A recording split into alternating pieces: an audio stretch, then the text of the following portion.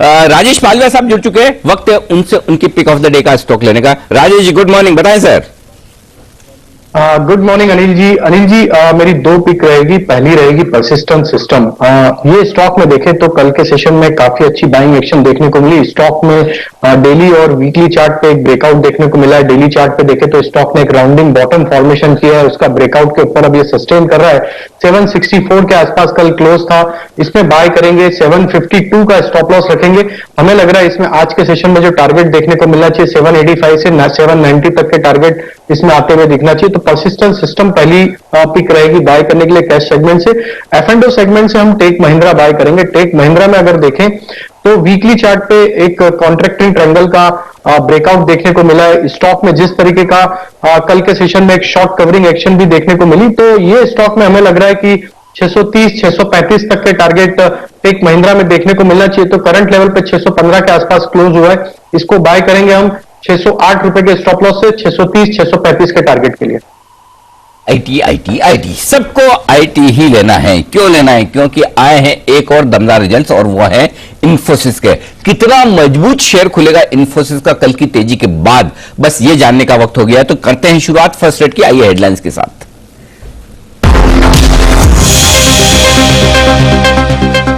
प्रायोजक Motilal Oswal. Think equity, think Motilal Oswal.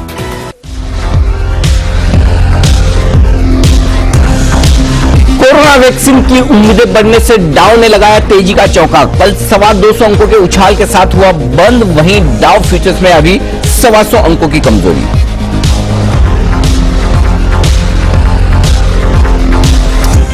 America चीन के बीच बढ़ा तनाव। अमेरिका ने हुआवे और चीन की दूसरी कंपनियों पर वीजा प्रतिबंध लगाए।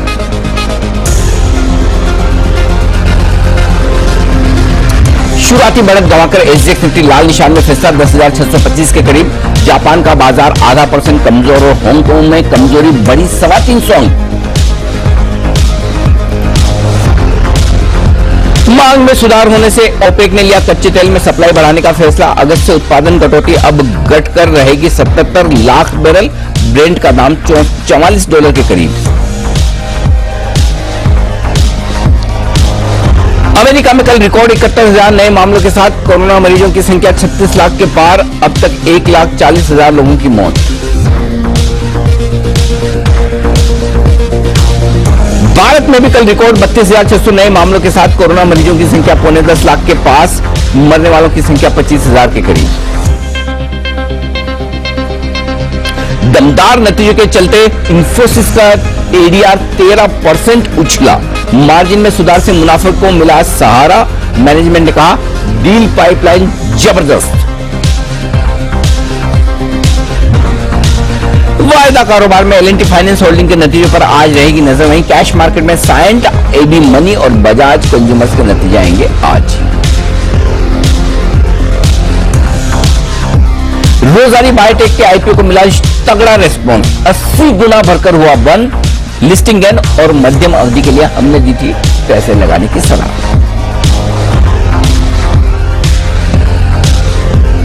यस बैंक के 15,000 करोड़ के एफपीओ का आज है दूसरा दिन। 12 से 13 रुपए का प्राइसमेंट। एफपीओ में लगा सकते हैं आप पैसा। और रोज की तरह आज सुबह 9:30 बजे मिलेगा आपको एक और दमदार शेयर। देखिए मालामाल वीकली और 10:15 बजे वरिंदर रिजल्ट एक्सरे में देखिएगा मिड कैप आईटी कंपनियों के नतीजों का तगड़ा विश्लेषण। म्यूचुअल फंड्स की खरीदारी पर स्टैंप ड्यूटी लगने से किन फंड्स पर पड़ेगा असर? न्यूज पर व्यूज इस खास सेगमेंट में देखिए जेआरएल मनी के विजय मंत्री से बातचीत सुबह 11:15 बजे। और आरबीआई के कड़े एक्शन के बावजूद लोग हैं परेशान। जारी है खुलेआम धमकियों का सिलसिला। एक बार फिर जी बिजनेस करेगा बड़ा खुलासा। ऑपरेशन हफ्ता वसूली पार्ट 2 आज सुबह 11 बजे।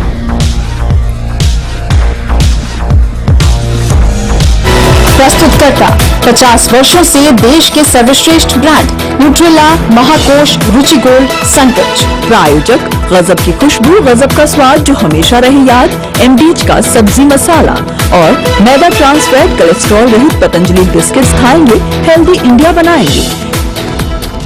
डाउ फ्यूचर्स एशियाई बाजारों और एसजेएक्स निफ्टी में सुस्ती और कमजोरी थोड़ी थोड़ी बढ़ती हुई। शुरुआत कहां होगी और उसके बाद क्या दिशा दशा रहेगी, इस पर रहेगा फोकस। फर्स्ट ट्रेड में आप सबका स्वागत है। नमस्कार, मैं हूं अनिल सिंघवी। और नमस्कार, मैं हूं दीपांशु भंडारी।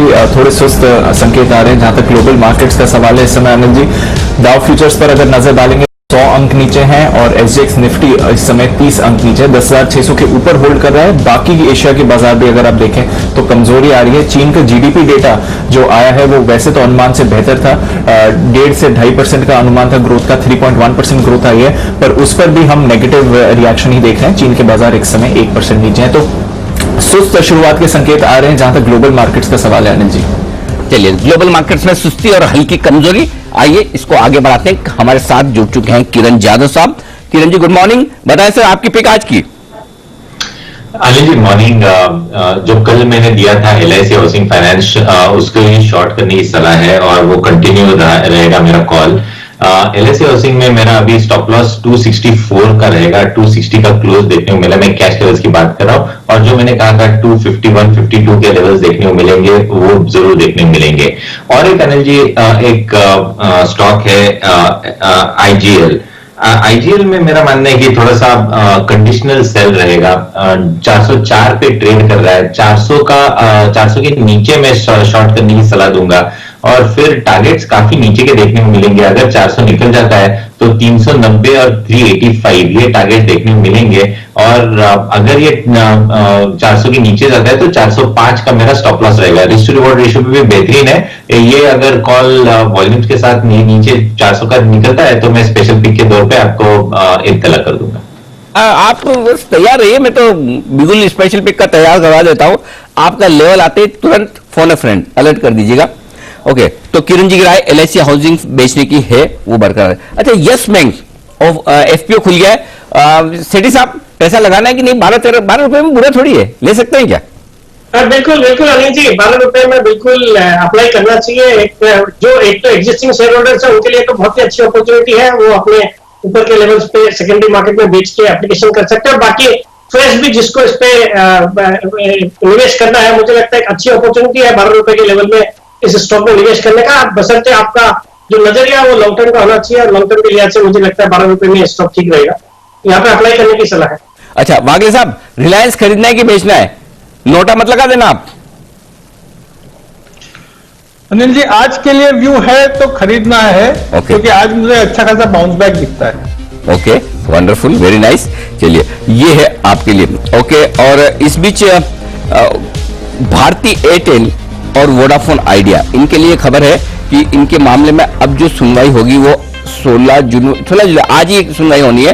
जो ट्राई ने ऑर्डर दिया था कि वो प्रीमियम प्लान्स आप बंद कर दिए, तो आज इन दोनों शेयरों पर भी आप नजर रखिएगा क्या कुछ होता है। थोड़ी देर में हम आगे और इस पर विस्तार से करेंगे बातचीत, लेकिन अब बाजार खुलने का वक्त हो गया, तो पहले एक बार जल्दी से हम प्री ओपनिंग सेशन देख लेते हैं कि वहां पर किस तरह के संकेत आते हुए दिख रहे हैं। प्री ओपनिंग सेशन की पहली टिक आपकी स्क्रीन पर आने की है तैयारी में। इस वक्त सेंसेक्स और निफ्टी में डाउ 114 पॉइंट नीचे है फ्यूचर्स पर, 11 पॉइंट नीचे, हांगकांग 300 पॉइंट नीचे। पहली टिक आपकी स्क्रीन पर आ चुकी है और हम 10,618 के आसपास 10 पॉइंट ऊपर दिख रहे हैं इस वक्त निफ्टी पर शुरुआती कारोबार में। आइए प्री ओपनिंग सेशन में थोड़े से लेवल और सेटल होंगे और सही आएंगे। सेंसेक्स 0.5% मजबूत दिख रहा है, तो थोड़ी देर में आपको प्रॉपर लेवल्स आते हुए दिखेंगे। 150 अंक यही ऊपर खुल जाए, इतने ही काफी है हमारे लिए, तो कोई दिक्कत नहीं है। एसजेएक्स थोड़ा रिकवर हुआ है, ये एक अच्छा संकेत मिला है। आइए, लेकिन कमोडिटी बाजार की ओपनिंग हो चुकी है और दीप से पूछ लेते हैं कमोडिटी बाजार का एक्शन क्या है। दीप, कच्चा तेल मजबूत है? अनिल, कल शाम को थोड़ा मजबूत जरूर हुआ था, फिर थोड़ा दबाव आया। एक्चुअली अच्छी खबर दोनों और बुरी खबर दोनों ही है। यहाँ पर अमेरिकी भंडार गिरे हैं, अनुमान से ज्यादा गिरे हैं, इसलिए यहाँ पर हमने निचले स्तर पर सहारा देखा था और एक 2% का उछाल कल शाम को देखा था। पर वहीं ओपेक ने अब जो आउटपुट कट है उसको कम करने की बात करी है और अगस्त से output cut 97 lakh barrel per day से कट होकर अब 77 लाख बैरल्स पर डे हो जाएगा।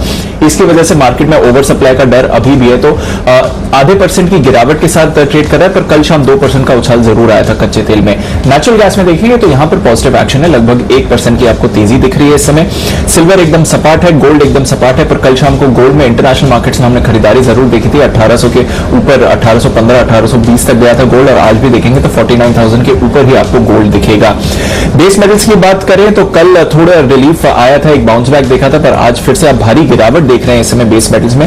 1% की गिरावट आपको दिखेगी जहां तक निकल का सवाल है।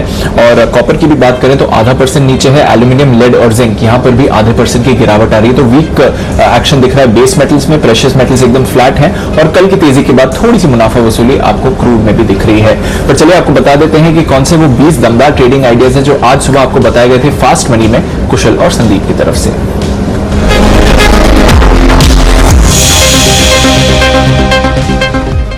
पहले 3 नाम है स्टरलाइट टेक, आईटीआई लिमिटेड और डी लिंक। ये 5G थीम जो कल आरआईएल की एजीएम से इमर्ज होकर आई है, उसके बेसिस पे यहाँ पे खरीदारी होती हुई दिख सकती है। नॉर्वे सरकार से कोचिन शिपयार्ड को बड़ा ऑर्डर हाथ लगा है। ऑर्डर साइज पता नहीं है, लेकिन प्रेस्टिजियस ऑर्डर है, उसका इंपैक्ट पॉजिटिव साइड पे रह सकता है। भारतीय एयरटेल के फ्यूचर्स में कल भी बिकवाली करने की राय थी, आज भी यहाँ पे गिरावट हो सकती है, क्योंकि एजीएम में जो अनाउंसमेंट्स हुए खासतौर पे 5G स्मार्टफोन को लेके वो एक बड़ा थ्रेट है भारतीय एयरटेल के लिए। श्रीराम ट्रांसपोर्ट राइट्स के शेयर आएंगे, उसका कहीं ना कहीं सप्लाई बढ़ने का डर स्टॉक में हावी होता हुआ दिखेगा।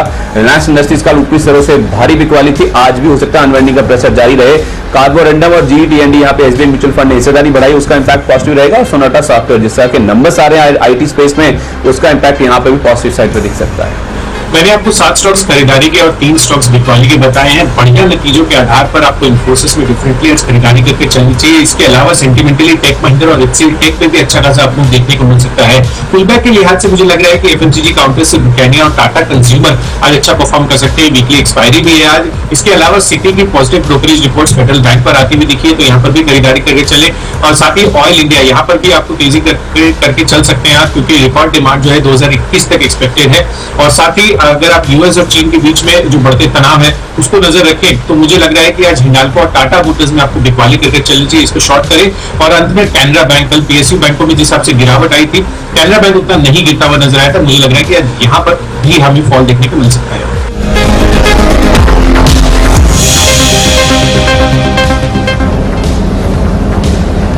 तो ये कुछ दमदार आइडियाज जहां पर आपको नजर रखनी चाहिए। भरपूर एक्शन इन स्टॉक्स में आपको देखने को मिलेगा।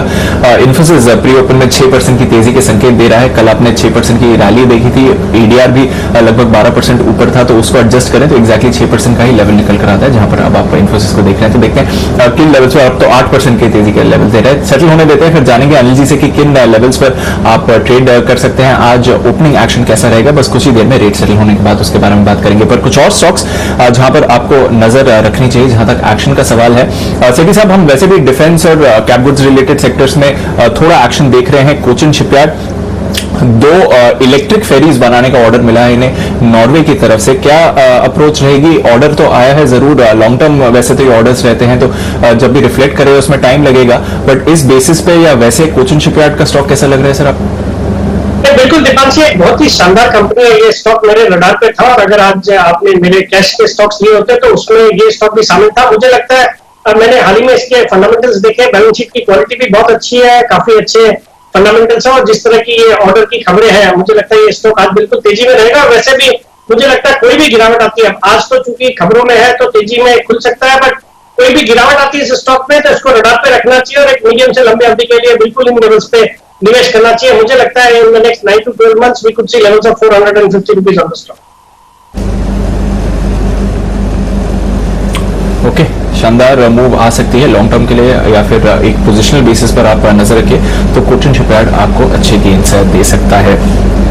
कुछ और नतीजों पर एक्शन आज जो दिखने वाला है, मिड कैप आईटी पर आज बड़ा फोकस है, और वरिंदर बंसल जब हमारे साथ 10:15 बजे जुड़ेंगे तो बात भी करेंगे मिड कैप आईटी स्टॉक्स पर। साइंट, इसके नतीजे आज आने वाले हैं।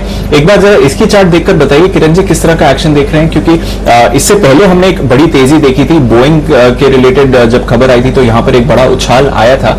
साइंट का चार्ट स्ट्रक्चर कैसा लग रहा है सर?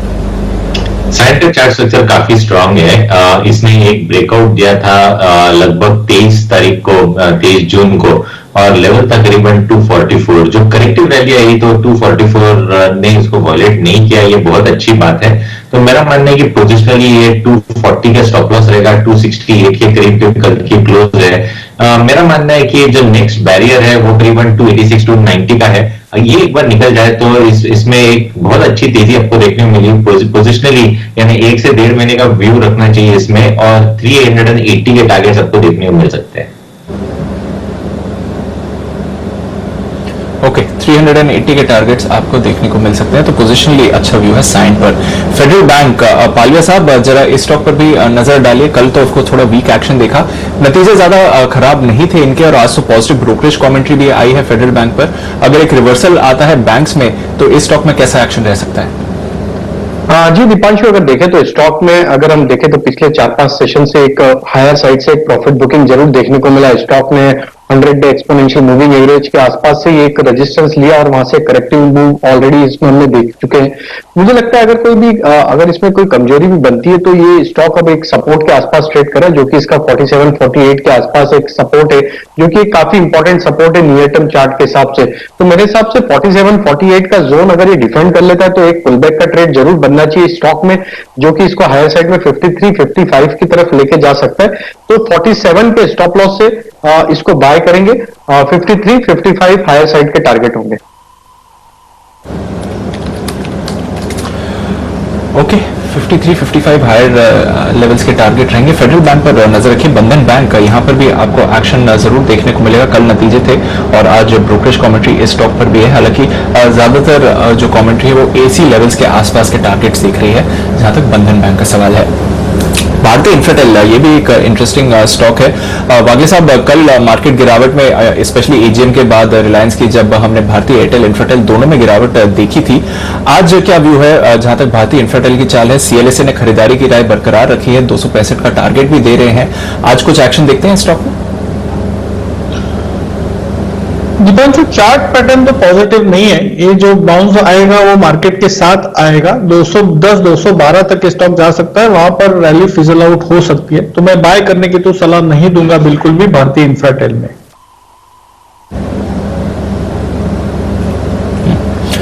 ओके, ये तो रही जहां तक कुछ स्टॉक्स का सवाल है। चलिए, प्री ओपन के रेट्स अभी सेटल हो गए हैं। और अनिल जी, इंटरेस्टिंग एक्शन, जैसे कि आप बता भी रहे थे कि निफ्टी में ज्यादा एक्शन है, बैंक निफ्टी में फिर भी थोड़ा कमजोर एक्शन है, बट निफ्टी लगभग 90 अंक की गैप अप ओपनिंग के लिए तैयार है 10,700 के ऊपर। वहीं बैंक निफ्टी भी 100 अंक ऊपर ही दिखा रहा है 21,450 के करीब।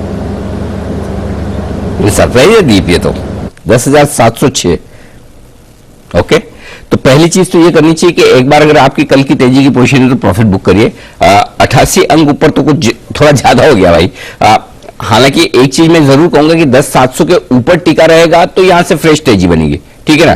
तो 10,700 वहीं से पॉइंट गिनने बताया भी था, लेकिन मुझे लगता है कि 10,700 इतना ऊपर खुला तो एक बार थोड़ा नीचे आएगा, तो आप वापस से फिर तब एंट्री करिए। और एंट्री करने के लिए सही लेवल दीप है ना आपके लिए 10,760 10,770 के आसपास के बनेंगे वहां पर, यानी कि यहां से 35-40 पॉइंट नीचे आ जाए तब सोचेगा कि वहीं पर एंट्री करें या 10,725 के आसपास करना है। तो मुझे नहीं लगता कि 10,706 पे खुलने के बाद, हाँ एक ही कैविएट है उसमें, वो ये कि अगर शुरुआत के 10 मिनट 10,700 टिक जाता है तो फिर शॉर्ट कवरिंग दिखा सकता है। और उसकी वजह यह कि 10,700 के कॉल्स पर 24 लाख शेयर है, हालांकि मुझे कम लगता है। तो मैं तो 10,700 के आसपास प्रॉफिट बुक करने को भी तैयार हूं। और अगर आपको एक चांस लेना है तो 10,725 का स्टॉप लॉस लगाकर शॉर्ट कर दीजिए। 10,770 10,760 के टारगेट के लिए 30-40 पॉइंट आपको नीचे भी मिल जाएंगे, तो आप चाहें तो शॉर्ट भी कर सकते हैं।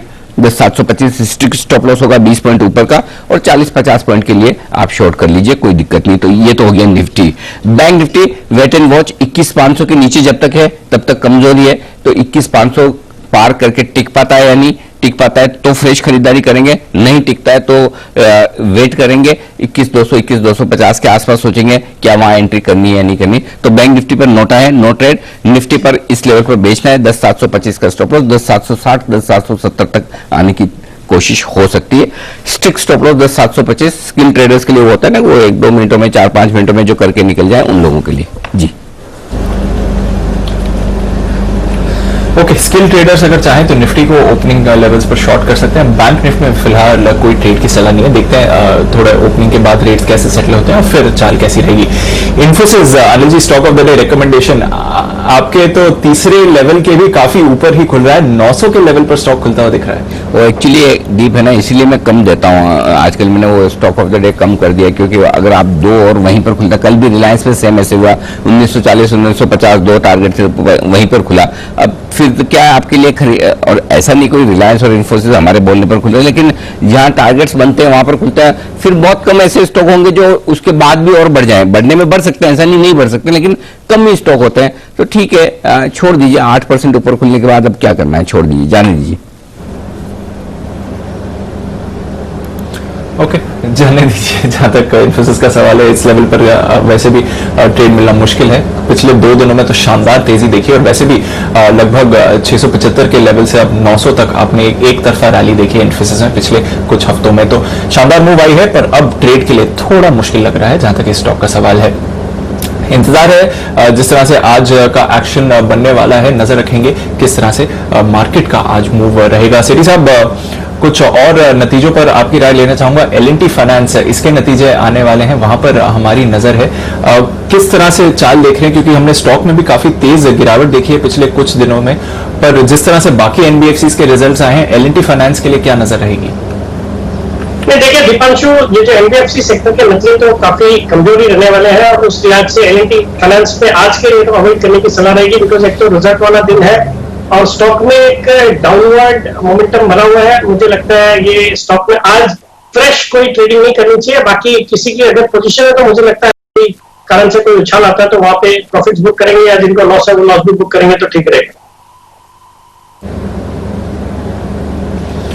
ओके, ये है आपके लिए L&T फाइनेंस पर राय। नजर रखिए, स्टॉक में काफी तेज गिरावट आई है पिछले कुछ दिनों में, तो देखते हैं कि आज एक्शन कैसा आपको दिख सकता है L&T फाइनेंस पर।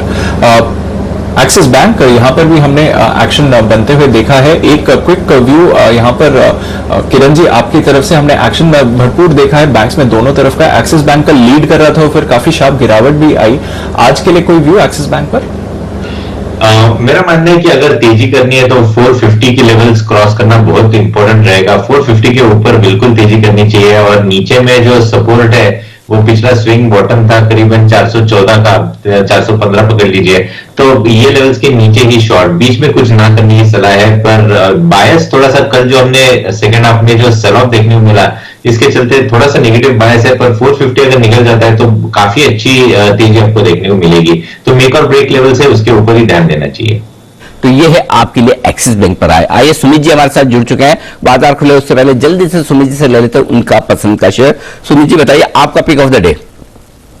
Good morning Anil ji. Pick of the day में मेरे को ऐसा लग रहा है कि पिडिलाइट काउंटर एक वीक काउंटर है, इसको सेल साइड में सिलेक्ट करना चाहिए। कल की क्लोजिंग 1370 के पास थी, यहां से गिरावट देखने को मिलनी चाहिए, जिसमें 1320 रुपए 1300 रुपए तक के लेवल पिडिलाइट में देखने को मिल सकते हैं। ऊपर में जो स्टॉप लॉस है 1400-1405 के आसपास रख के इसको शॉर्ट करें। कल का लो जैसे ही ब्रेक होगा तो पिडिलाइट में गिरावट बढ़ते हुए देखने को मिलेगी, और फिर 1320 से लेके 1300 रुपए तक के लेवल देखने को मिल सकते हैं। तो सेल साइड का कैंडिडेट है आज का pick of the day Pidilite. ठीक है, तो पीडीलाइट में कर सकते हैं आप बिकवाली। आइए खरीदारी और बिकवाली का सिलसिला अब आप करिए शुरू, क्योंकि प्री ओपनिंग सेशन के बाद कंटिन्यूस ट्रेडिंग सेशन की हो रही है शुरुआत, और देख लेते हैं बड़े मजबूत खुलने की तैयारी में। खुल जाइए मजबूत, टिक भी जाइए, टिक जाए बस, ये जरूरी है। खुलने की कोई दिक्कत नहीं है, कहीं भी खुले, टिकना चाहिए बाजार। तो देखते हैं कहां टिकते हैं, 10,700 के ऊपर टिक पाते हैं या नहीं, ये देखना होगा। 21,450 पर खुल रहा है बैंक निफ्टी, और सेंसेक्स 350 अंक मजबूत खुलने के संकेत दे रहा है इन्फोसिस के दम पर। तो देखते हैं इन्फोसिस और आईटी शेयरों से कितना सहारा बाजार को मिलता है, ये देखना बहुत इंटरेस्टिंग होगा आज के सेशन में। ये सब मजबूती के साथ खुल रहा है। पहली टिक आपकी स्क्रीन पर आती हुई 10,700 पर खुलता हुआ निफ्टी, 21,400 के आसपास खुलता हुआ बैंक निफ्टी, 250 अंक खुलता हुआ ये लो। अरे भाई 10 सेकंड तो, अरे 10 सेकंड तो कम से कम रुकते हैं। बैंक निफ्टी खुलते ही लाल में आ गया। निफ्टी अब 10,700 वाला 10,660 10,670 पहला टारगेट लो पहले ही मिनट में आ गया। तो ये जो प्री ओपनिंग सेशन में गलत खुलने की जो आदत है वो आदत सुधार लो। तो ये अब 10,708 से सीधा 40-50 पॉइंट नीचे ऊपरी स्तर से आता हुआ, और बैंक निफ्टी तो 100 पॉइंट नीचे होता हुआ दिख रहा है। तो ये है पहली टिक पर आपका कमाल। तो इसीलिए हम कह रहे थे कि खुलते ही बेचिए, खरीदिए मत। इन्फोसिस 9% ऊपर है, वाह क्या बात है। 905 907 के आसपास इन्फोसिस। एचसीएल टेक में 3.5% की मजबूती, टेक महिंद्रा 2.5% मजबूत, टीसीएस 1%। एक ही स्पेस है जहां है मजबूती, और वो है आईटी शेयर। थोड़ी बहुत मजबूती है टू व्हीलर स्टॉक्स में, हीरो मोटोकॉर्प, आइशर मोटर हरे निशान में, और बजाज ऑटो भी। कमजोरी कहां से आ रही है? इंडसइंड बैंक 2.5% नीचे, ओके, कोटक 1.5% नीचे। तो थोड़े थोड़े प्राइवेट बैंक नीचे, मेटल्स हल्के नीचे, हिंडाल्को, टाटा स्टील। रिलायंस आज फिर से नीचे खुलता हुआ दिखा है, तो रिलायंस में भी 1% का नुकसान, 1825। और इसके अलावा एचडीएफसी 0.25% और भारतीय एयरटेल 1.5%। भारतीय एयरटेल पर जो पुट ऑप्शन खरीद कर जो स्प्रेड बनाने की राय थी 650 के आसपास आने की, सही साबित हुई एक्चुअली।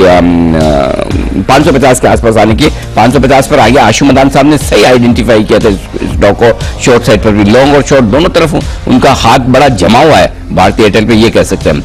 इन्फोसिस वायदा कारोबार में 8% ऊपर, एचसीएल टेक 3% ऊपर, फेडरल बैंक 2.5% ऊपर है आज के सेशन में। टेक महिंद्रा में 2% के आसपास की तेजी बनती हुई इसको आपको दिखेगी।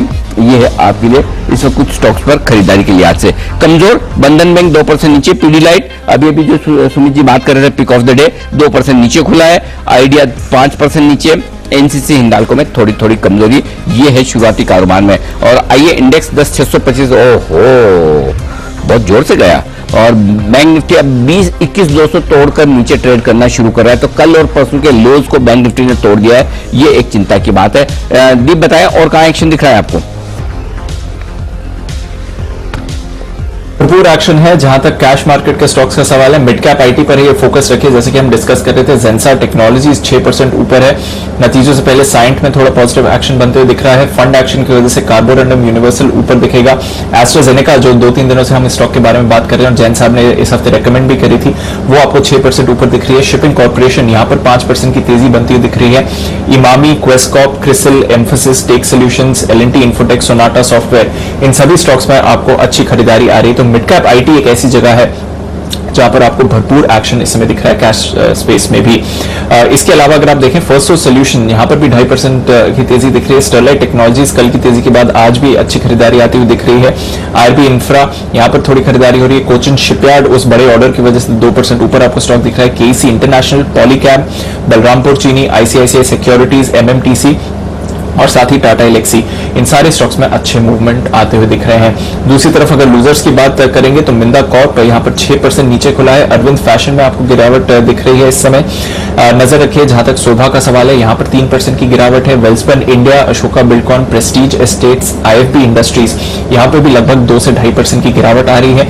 बीएसएफ लगातार दूसरे दिन मुनाफा वसूली चल रही है। टाटा केमिकल्स थोड़ा वीक है। बजाज कंज्यूमर नतीजों से पहले 2% नीचे है। सेंचुरी प्लाई, इंटेलेक्ट डिजाइन एरिना, भारत डायनामिक्स और साथ ही एरिस लाइफ साइंसेज, यहां पर भी आप 1 से 1.5% की गिरावट देख रहे हैं। तो अनिल जी भरपूर एक्शन है कैश स्टॉक्स पर। अगर किसी ने आपकी एडवाइस पर निफ्टी शॉर्ट किया होगा और ट्रेड उन्हें मिल गया होगा, तो क्या इन लेवल्स पर कवर कर लेना चाहिए सर? 10,630 के आसपास संभल रहा है निफ्टी इस समय। 10,608 का लो है, यहां पर आप कवर कर सकते हैं। या फिर आप दूसरा काम जो कर सकते हैं दीप, वो अपना स्टॉप लॉस है ना कॉस्ट का ले आए, या फिर 10,670 का ले आए, थोड़ा सा दूर हो जाएगा 10,670 का। और अगर दो काम कर सकते हैं, और या फिर आप कॉस्ट का स्टॉप लॉस लाकर 10,575 के आसपास के टारगेट के लिए भी आप होल्ड कर सकते हैं। तो दोनों तरीके से अगर सही आपकी एंट्री अगर सही लेवल पर हो गई ऊपर में, तब तो फिर काट लीजिए। और 10,650 के आसपास अगर आपने शॉर्ट किया तो 10,575 माफ कीजिएगा, हाँ 10,575 10,580 के टारगेट के लिए आप थोड़ा सा वेट भी कर सकते हैं। कोई ऐसा भाग के जाने वाला नहीं है मार्केट, वापस 10,700 के आसपास आएगा, 10,675 के आसपास तो वहां पर बिकवाली होगी, ये चीज क्लियर कट है आपके लिए। और मेरी भी आज के 2000 आने की तैयारी में है, मैं भी कोशिश कर रहा हूं कि कुछ अच्छे स्टॉक्स आपके सामने लेकर आऊं। और स्पेशली बैंक निफ्टी 250 पॉइंट जो नीचे दिख रहा है, यहां पर दिक्कत है। इस बीच इन्फोसिस 10% का ऊपरी सर्किट लग चुका है। सर्किट खुलने के बाद राजेश जी और कितना ऊपर जा सकता है ये बताएं।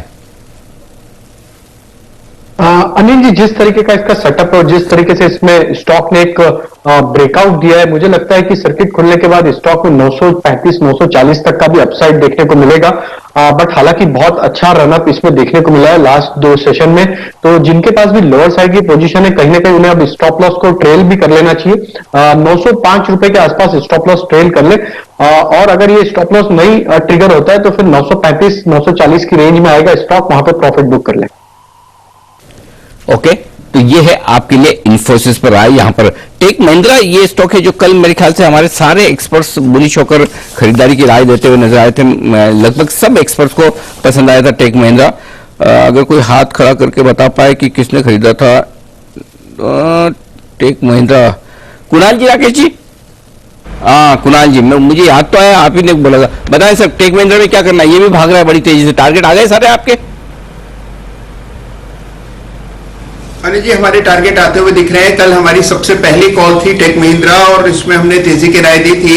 अनिल जी देखिए, 640 तक ये स्टॉक जाना चाहिए। आईटी बहुत अच्छे उफान पर है और 640 के लेवल्स आपको टेक महिंद्रा में देखने को मिलेंगे, तो अभी भी बने रहने की राय है। कल के क्लोज पर एक स्टॉप लॉस रख लें जो कि लगभग 618 के आसपास है, तो 618 के स्टॉप लॉस से बने रहने की राय है। ऊपर 640 तक की जगह है। ये है आपके लिए टेक महिंद्रा पर राय।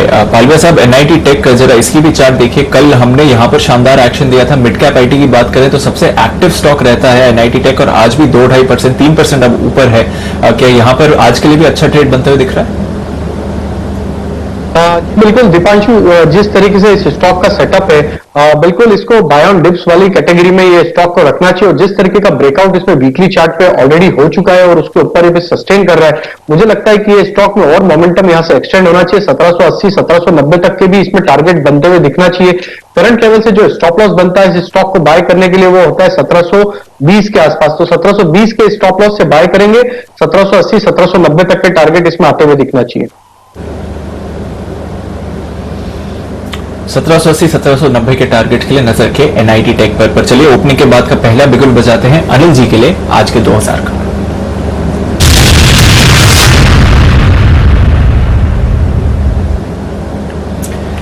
बताया सर। शॉर्ट करने की राय है, और शॉर्ट करने की राय है आईडीएफसी फर्स्ट बैंक 24 रुपए 50 पैसे के आसपास ये स्टॉक ट्रेड कर रहा है। इसे बेचने की राय है आईडीएफसी फर्स्ट बैंक ट्रेडिंग के लिहाज से। 2-3 वजह। पहला तो ये कि वैसे ही बैंकिंग शेयर सारे कमजोर हो रहे हैं, धीमे धीमे ये सारे स्टॉक्स नीचे जाते हुए नजर आ रहे हैं। और बैंक निफ्टी ने आज 22,200 का अपना जो सपोर्ट है वो भी तोड़ दिया, और फ्रेश कमजोरी के लिए 21,800 की तरफ बढ़ने के लिए बैंक निफ्टी तैयार हो रहा है। तो पहला तो वो, उसमें जो बैंक्स नहीं गिरे हों वहां पर आपको फोकस करना है, point number 1। Point number 2, idea. कल से देखिए, कल और आज में आइडिया में अच्छी गिरावट हुई है। कल आज भी 6% नीचे, कल भी 8-9% 7-8% नीचे बंद हुआ था। और वजह यह कि पहले आइडिया में जो एक अच्छी तेजी बनने की बात हो रही थी वो इस वजह से हो रही थी कि शायद गूगल यहां पर किसी तरह का टाई अप कर सकता है। और कल जब रिलायंस के एजीएम में गूगल वहां पर 0.8% हिस्सेदारी खरीदा है, तो आइडिया के लिए वो गूगल वाला ट्रिगर खत्म हो गया। तो अब आइडिया के लिए अगर सर्वाइवल के हम जो क्वेश्चन मार्क्स बढ़ते हुए नजर आएंगे, तो उन बैंक्स जिन्होंने आइडिया को लोन दे रखा है उनके लिए ये नेगेटिव है ही। और वैसे भी प्राइवेट सेक्टर बैंक्स में आप देखिए धीमे धीमे ना गिरने का क्रम भी आपको पता ही है। बंधन, आरबीएल, इंडसइंड ये पहले गिरते हैं, उसके बाद दूसरे बैंक्स का नंबर आता है। तो आईडीएफसी फर्स्ट बैंक एक परफेक्ट शॉर्ट आपके लिए बन सकता है। 24 रुपए 50 पैसे 25 रुपए की रेंज में आराम से शॉर्ट करिए। 25 रुपए 50 पैसे का आपका स्टॉप लॉस होगा। 24 रुपए के आसपास आने के बाद आपके कॉस्ट पर स्टॉप लॉस ले आइए, या फिर आपके 2000 छोटे मुनाफे के लिए आप ट्रेड करें तो वहां हो जाएगा। 23.75 टारगेट, 23 और 22.50 ये टारगेट है बाजार के मूड के साथ। और नीचे के टारगेट 23 रुपए 75 पैसे, 23 रुपए और 22 रुपए 50 पैसे। बाजार घूमता हुआ दिखे तो ही काटिए, अदरवाइज आप आराम से होल्ड करिए। एक्सपायरी का दिन है तो थोड़े मार्केट वॉलेटाइल हो सकते हैं। 21,000 के आसपास सपोज बैंक निफ्टी आ जाता है तो थोड़ा आप स्टॉप लॉस ट्रेल करते चलें। तेजी के मार्केट में अब जब आप शॉर्ट ट्रेड ले रहे हैं तो इसका एक ही तरीका है, स्टॉप लॉस स्ट्रिक्ट रखें और ट्रेल करते चले, उससे आपका काम हो जाएगा। तो ये है आईडीएफसी फर्स्ट बैंक जहां पर शॉर्ट करने की राय जी। तो ये है, यहां पर आप शॉर्ट पोजीशन बना सकते हैं। और इस बीच वागले साहब तैयार है अपने बीटीएसटी कॉल के साथ, तो वागले साहब के लिए बिल्कुल जी। वागले साहब। अनिल जी, आईटी स्पेस में ही काम करना चाहिए। मेरा स्टॉक है टीसीएस, जिसमें बहुत बड़ी वाली मूव अभी तक आई नहीं है। करंट भाव है 2283 2280, यहां पर बाय करके चले। 2260 का मेरा 20 रुपए का 22 रुपए का स्टॉप लॉस होगा और मुझे ये 2350 2360 तक जाते हुए दिखता है। 2350 2360 तक के जाने की तैयारी है। टीसीएस की 2290 के आसपास खरीदिए। स्टॉप लॉस क्या बताया वागिल साहब? अनिल जी, मैंने जब दिया था अभी तो ऑलरेडी ऊपर आ गया है। मैं अभी का स्टॉप लॉस बोलता हूं, अभी 2272 कर दीजिए, 2272। ओके, तो 2300 पार भी हो गया, क्या बात है, भाग रहा है, तेजी से भाग रहा है, क्या गजब। तो चलिए यहां पर आपके लिए है राय खरीदारी की टीसीएस में, यहां तेजी करके चले। आइए अगला बिल्कुल कुणाल जी और राकेश जी के लिए चार्ट कॉर्नर का।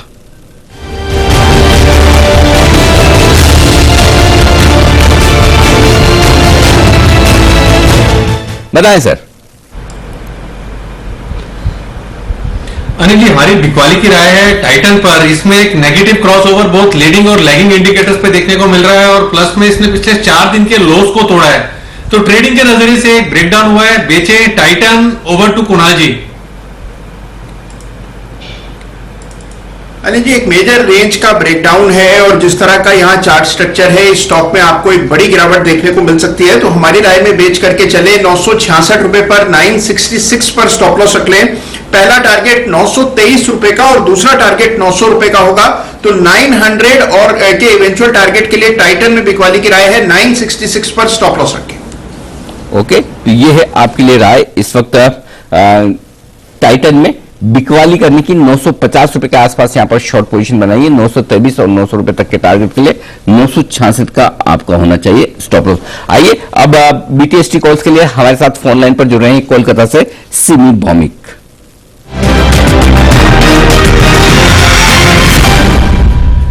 Simi ji good morning. दोनों शॉर्ट, एक बाय एक सेल या दोनों बाय कॉल्स?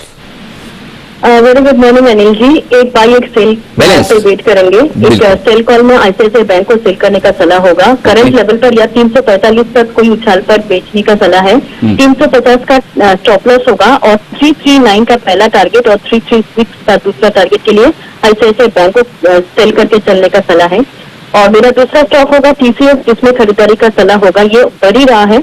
मेरा पहला टारगेट होगा 2330 और दूसरा टारगेट होगा 2350। ये दो टारगेट्स के लिए करंट लेवल पर खरीदने का सलाह होगा। 2275 का एक हल्का सा स्टॉप लॉस लगाना पड़ेगा। टीसीएस को खरीद कर चलेंगे। ओके, टीसीएस अभी यहाँ पर खरीदारी करने की राय वागले साहब की भी आई है, सिमी जी को भी पसंद है। तो टीसीएस 2300 के आसपास आप खरीदारी कर सकते हैं 2275 के स्टॉप लॉस के साथ। ओह, 2315 हो गया, ये तो भागी जा रहा है, क्या बात है। आप जो लेवल्स दे रहे हैं सिमी जी, आपके तो स्पॉट लेवल्स होंगे ना, कैश लेवल? सारे स्पॉट लेवल, स्पॉट लेवल से, ठीक बात है। तो सिमी जी के आईसीआईसीआई बैंक में भी बिकवाली की राय जो स्पॉट 350 का स्टॉप लॉस है। 339 336 339 336 ये आपके दो टारगेट हो गए। 2275 का आपका स्टॉप लॉस है टीसीएस के लिए। 2330 2350 दो टारगेट के लिए आपको खरीदारी करनी है टीसीएस में। तो एक बाय एक सेल। शुक्रिया सिमी जी दो बेहतरीन पिक्स देने के लिए। और इस बीच बाजार एक बार देख लें जल्दी से कि बैंक निफ्टी में दम नहीं है, 21,100 के भी नीचे आया अब। तो 21,069 का लेवल नीचे का बनाया, तो 21,050 21,100 की रेंज में अब ट्रेड कर रहा है। निफ्टी भी ऑलमोस्ट लाल निशान में आ चुका है वापस से। तो आज बिकवाली तो साफ तौर पर दिख रही है ऊपरी स्तरों पर। एक माफ कीजिएगा, एक आईटी ने संभाल रखा है, आईटी को छोड़कर। आइडिया अब 10% के नीचे का सर्किट लगता हुआ दिख रहा है। तो आइडिया में अब और गिरावट बढ़ती हुई दिख रही है। आईडीएफसी फर्स्ट बैंक भी 3% नीचे हो चुका है। तो आइडिया के इंपैक्ट आपको दूसरी जगह भी अब देखने को मिलेंगे। इक्विटास, इस पर जरा राय दीजिए। आपका फेवरेट स्टॉक है सुमित जी, 4.5% नीचे है, क्या करना चाहिए इन लेवल्स पर? अगर कुछ करना है, नहीं करना है तो कोई बात नहीं। अनिल जी, स्टॉक के अंदर दबाव है, स्टॉक के अंदर गिरावट देखने को मिलेगा। लॉन्ग पोजीशंस बिल्कुल भी नहीं बनानी है। स्टॉक मेरे को लग रहा है नीचे में 50 रुपए तक के लेवल दिखा सकता है। तो कोई भी पुल बैक, कोई भी बाउंस बैक आता है तो इक्विटास में सेल साइड का व्यू लेना है। ऊपर में स्टॉक का जो रेजिस्टेंस है 57, 50, 58 के आसपास है। जब तक ये लेवल नहीं टूटेंगे तब तक तेजी नहीं करनी है। और यहाँ से नीचे में 50 रुपए से लेकर 48 रुपए तक के लेवल इक्विटास में देखने को मिल सकता है। ओके, 50 से 48 रुपए तक के टारगेट्स आपके लिए इक्विटास में आ सकते हैं। थोड़ी नीचे के लेवल्स हो और आने की तैयारी में। तो आइडिया ये इंटरेस्टिंग है और ये स्टॉक नीचे की तरफ अब ट्रेड करता हुआ आपको नजर आएगा। बस कुछ ही देर में हम आपके लिए मालामाल वीकली भी रखने की तैयारी में है। एक बेहतरीन इन्वेस्टमेंट ग्रेड वाला स्टॉक आपके सामने आएगा, वो भी आप ले सकते हैं और तैयार हैं हम। और आइए आपके लिए नोटिस हो चुके, हाँ बिल्कुल 9:30 हो चुका है, एग्जैक्टली काम टाइम से करना चाहिए सारा, बिल्कुल बताइए।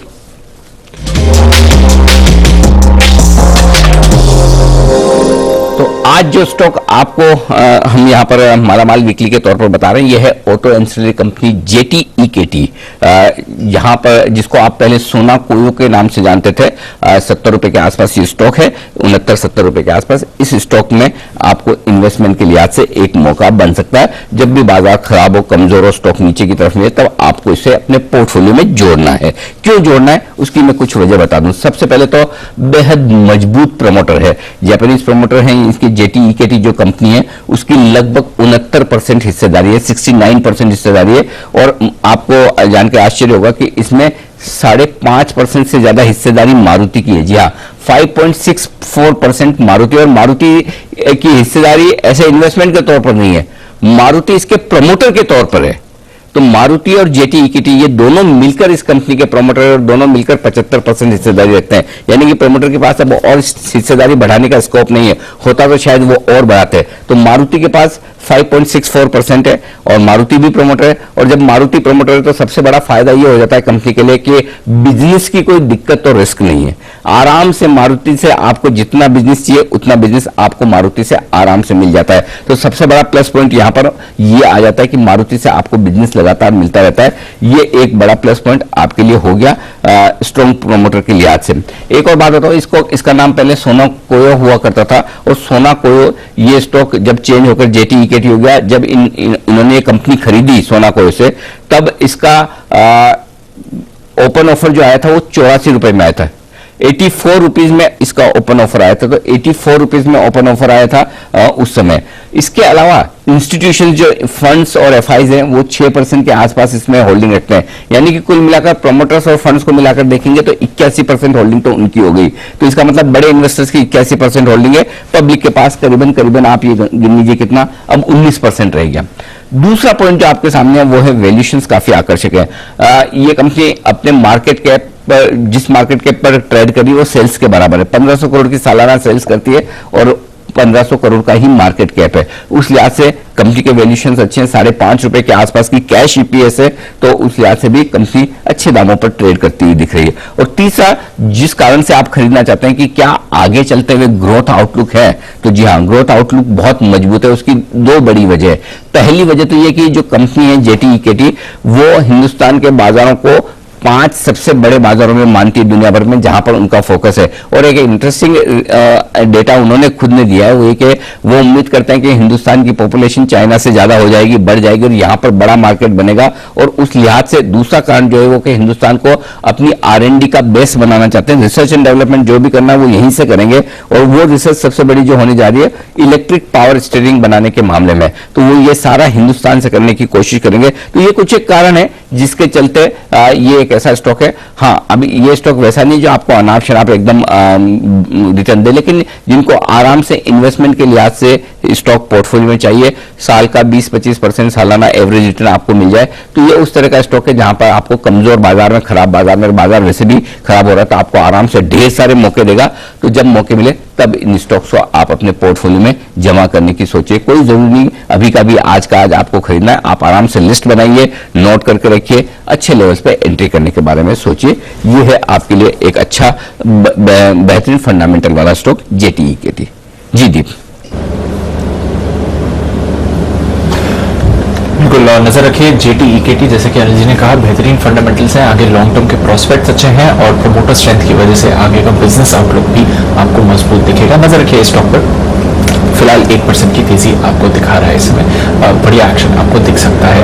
फेडरल बैंक किरण जी से स्टॉक के बारे में प्री ओपन में हम बात भी कर रहे थे और देखिए अब बढ़िया रफ्तार दिखा रहा है फेडरल बैंक आपको। 6% का उछाल आया है। किरण जी, कुछ लेवल्स में रिवीजन करना चाहेंगे, कुछ और फॉलो ऑन एक्शन देख रहे हैं स्टॉक में?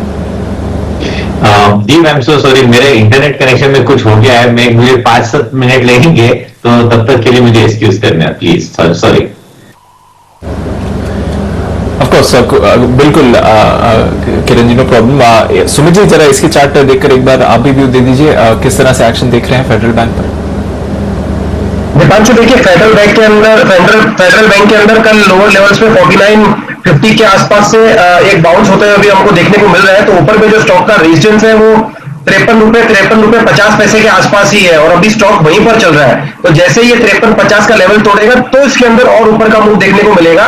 जब तक ये लेवल नहीं टूटता तब तक वेट एंड वॉच करे, हो सकता है इन लेवल्स के आसपास से वापस से सेलिंग प्रेशर देखने को मिले। फ्रेश बाइंग 53.50 के ऊपर आएगी, नहीं तो इसको अवॉइड करना है। ओके, अगर फ्रेश बैंक के संकेत हैं तभी यहां पर आप एक्शन लीजिए, वरना अवॉइड करिए। वागले साहब, अभी मुथूट फाइनेंस में एक मूवमेंट आते हुए दिखा है, 1100 की तरफ स्टॉक चलता हुआ दिख रहा है। मुथूट फाइनेंस में कोई ट्रेडिंग अपॉर्चुनिटी है?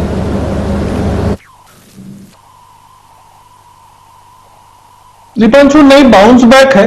1093 के करंट भाव पे 1105 1110 तक की मैं अपसाइड 1.5% की अपसाइड के लिए मेरे लिए इसमें ट्रेड 1120 के ऊपर ही होगा और मार्केट का व्यू थोड़ा सा हल्का सा करेक्टिव है, ऐसा मेरा मानना है। तो चलिए, यह है मुथूट फाइनेंस, 1% मजबूत है। कुछ कुछ स्टॉक्स हैं जो इस कमजोर बाजार में भी थोड़े एक्शन में तेजी की तरफ आ रहे हैं, लेकिन कंफर्ट बहुत ज्यादा है नहीं इंडेक्स में। लेकिन हाँ, अब ये जरूर है कि गिरने की स्पीड भी कम हो रही है। 21,027 का बैंक निफ्टी ने लो बनाया, वहां रुकने की कोशिश कर रहा है। 10,595 का लो निफ्टी ने बनाया है, तो यहां पर रुकने की कोशिश भी करता हुआ दिख रहा है। तो कुल मिलाकर ये स्टॉक्स हैं जो जहां पर आपको फोकस करना है। आइए, वागले साहब हमारे साथ तैयार है, बिल्कुल उनके लिए BTST का।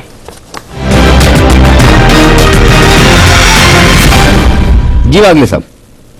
अनिल जी, यूपीएल में क्रैकडाउन आ रहा है, 427 का भाव है, 427 से 429, 429 तक बेचे, 434 का स्टॉप लॉस और 416 तक की डाउन साइड। मुझे यहां से 2-2.5-3% की मूव बहुत जल्दी दिखती है।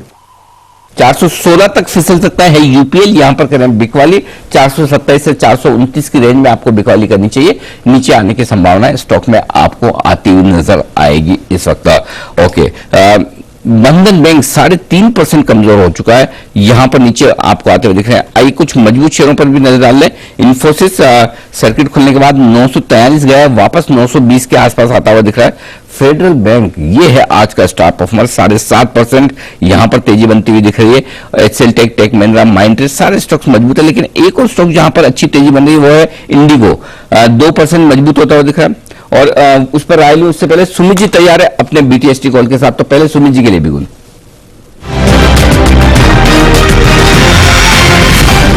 बताएं सुमित जी। अनिल जी, BTST पे सेल साइड का कैंडिडेट आया है, स्टॉक का नाम है बाटा। बाटा के अंदर कल का लो टूट चुका है और यहां से गिरावट देखने को मिलनी चाहिए। बाटा CMB पे सेल करे 1263 1265 के आसपास, यहां से मेरे को लगता है बाटा में एक अच्छा खासा सेल ऑफ देखने को मिलेगा। 4 दिन पहले का लो था 1245 का, जैसे ही वो लो टूटेगा 1245, तो उसके बाद स्टॉक में अच्छी खासी गिरावट आएगी और फिर नीचे में हो सकता है हमें 1200 रुपए तक के लेवल देखने को मिले। तो कोई भी पुलबैक, कोई भी बाउंस ऊपर की तरफ देखने को मिलता है तो सेल साइड का व्यू ले, एग्जिस्टिंग सेल पोजीशन होल्ड करें। ऊपर में 1290 1300 के आसपास का स्टॉप लॉस लगाए, नीचे में 1245 का लेवल टूटते ही 1200 रुपए तक के लेवल बाटा में देखने को मिल सकता है। बाटा में 1200, ये सारे लेवल्स कैश के दे रहे हैं या फ्यूचर्स के आप? अनिल जी, मेरे सारे लेवल स्पॉट वाले होते हैं। जब भी मैं सेल साइड का व्यू दूं तो मेरे स्पॉट लेवल से कंपेयर कीजिए प्लीज। ठीक है, परफेक्ट। तो यहां पर आपके लिए राय है बिकवाली की आती हुई बाटा में। बाटा में मेरे ख्याल से 2 दिन पहले किरण जी आपकी तरफ से भी शॉर्ट कॉल था ना बाटा में? नहीं अरे जी, बिल्कुल नहीं था मेरा, नहीं था। मेरे ख्याल से सुमित ने ही दिया था, मैं शो में था उस टाइम। हाँ जी, सुमित जी आप ही ने दिया था क्या? अनिल जी, मैंने दिया था 1300 के आसपास, जिस दिन आपने और मैंने PEL और बाटा दोनों सेल किए थे। ओ यस, करेक्ट, सही जवाब याद है। मैं वही सोच रहा था किसी ने तो दिया था। तो चलिए, यहां पर बाटा पर शॉर्ट कॉल है आपके लिए आता हुआ इस वक्त। ओके, थोड़ी रिकवरी आती हुई दिख रही है निफ्टी में, अब 10,630, लेकिन निफ्टी से ज्यादा बैंक निफ्टी में रिकवरी आई है और 21,200 की तरफ बैंक निफ्टी वापस आया। तो पिछले 2-3 मिनटों में बैंक निफ्टी में अच्छी रिकवरी आई, निचले स्तर से करीबन 125-150 पॉइंट की रिकवरी दिखाने के संकेत बैंक निफ्टी दे रहा है। चलिए, कहीं तो जान लौटी और कहीं तो ऐसा लग रहा है कि एक्सपायरी के हिसाब से ट्रेड बनता हुआ भी दिख रहा है, तो थोड़ा थोड़ा एक्शन आता हुआ दिख रहा है। भारतीय एयरटेल 550 के आसपास तक के टारगेट्स रखे थे आशु मदान साहब ने, और आपको वो स्प्रेड बनाने की भी राय दी थी। 555 के आसपास आ गया। कुणाल जी जरा बताइए, आशु जी के बिहाफ पे मैं सवाल पूछ रहा हूं और उनके बिहाफ पे आपको जवाब देना है, तो क्या ये एंट्री करने के लेवल आ रहे हैं भारतीय में या थोड़ा इंतजार करना है? कहां पर खरीदना चाहिए? जी देखिए, जैसे हम चर्चा करते आए हैं, भारतीय एक रेंज में है और रेंज जो है वो 550 रुपए नीचे और ऊपर 600 की रेंज है, तो लगभग 50 रुपए की रेंज है। 550 के जितना करीब खरीदे अनिल जी, मुझे लगता है उतना बेहतर है। 560 रुपए का भाव है, तो मान लीजिए और 4-5 रुपए गिर जाए तो बाय करना चाहिए। ऊपर मुझे 600 तक जाता हुआ दिख रहा है, तो रेंज में ही ट्रेड रहेगा, जैसे आशु जी भी कहते आए हैं। तो 550 के आसपास मुझे लगता है अनिल जी डेफिनेटली बाय करना चाहिए। 550 के आसपास खरीदना ही चाहिए, ये राय है आपके लिए इस वक्त भारतीय एयरटेल पर। एक और स्टॉक जो मजबूत होता दिख रहा है वो है आईसीआईसीआई प्रू। राजेश जी जरा इसको देखिए और बताइए, दिन के हाई पॉइंट पर ट्रेड कर रहा है, क्या यहां पर और तेजी बन सकती है? जी अनिल जी, जिस तरीके का इसका सेटअप है और स्टॉक ने एक लोअर साइड से एक रिकवरी के साइन दिए हैं। स्टॉक ने 4-5 दिन का अगर एक बेस देखें जो कि करीब 420 के आसपास बना, स्टॉक ने एग्जैक्टली वहीं से एक सपोर्ट लेके एक बाउंस दिया है। तो हमें लगता है कि जिस तरीके से इसमें 4-5 दिन का जो बेस बना उसको ये डिफेंड कर पाया है वोलेटिलिटी में, तो 418 रुपए के स्टॉप लॉस से बाय किया जा सकता है। ऊपर में हमें लगता है कि इसमें जो पुल बैक बना है ये 432 435 ये रेंज की तरफ जा सकता है, वो काफी इंपॉर्टेंट लेवल रहेगा 435 पुल बैक का। 435 का लेवल का ब्रेकआउट होता है तो इसमें पुल बैक और एक्सटेंड होते हुए दिखना चाहिए, जो कि इसको प्रीवियस स्विंग हाई जो कि 445 के आसपास था वहां तक इसको मूव लेके जा सकता है। 418 के स्टॉप लॉस से बाय करेंगे, 435 टारगेट होंगे। ओके, ये है आपके लिए आईसीआईसीआई प्रू पर राय तेजी करने के लिए। आज से इंश्योरेंस स्टॉक सारे ही मजबूत होते हुए दिख रहे हैं, एक के बाद यहाँ पर इंश्योरेंस स्टॉक्स में तेजी बनती दिख रही है। इनफैक्ट आप एचडीएफसी लाइफ देखिए, ये भी हरे निशान में है, यहाँ पर भी अच्छी खरीदारी होती हुई दिख रही। तो ये स्टॉक धीमे धीमे मजबूत होने की कोशिश कर रहे हैं और खरीदारी भी यहाँ पर आती हुई आपको नजर आएगी। आइए, इनके अलावा आमतौर पर इक्विटास और उज्जीवन एक दिशा में बढ़ते हैं, लेकिन आज उज्जीवन ने अपनी दिशा बदली है। इक्विटास नीचे है लेकिन उज्जीवन ऊपर है। 1.5% मजबूत है उज्जीवन का स्टॉक और निचले स्तरों से बेहतरीन रिकवरी आती हुई दिखी है। तो जरा उज्जीवन पर एक बार किरण जी चार्ट देखिए और राय दीजिए, क्या ये दिन के दौरान और बढ़ने की कोशिश कर सकता है?